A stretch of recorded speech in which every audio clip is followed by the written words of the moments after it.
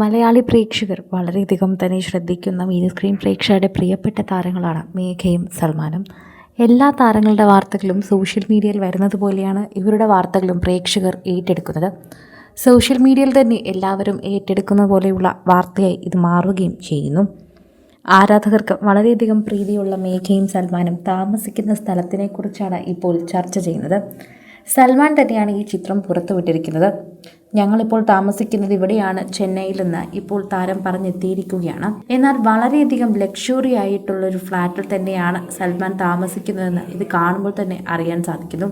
അത് കണ്ടപ്പോൾ പ്രേക്ഷകരും അതനുസരിച്ച് തന്നെ സംസാരിക്കുകയും ചെയ്യുന്നുണ്ട്. ഓരോ തവണയും പ്രേക്ഷകർക്ക് വളരെയധികം പ്രീതിയുള്ള ഒരു താരമായി തന്നെ മാറുകയും ചെയ്യുന്നുണ്ട് മേഘയും സൽമാനും.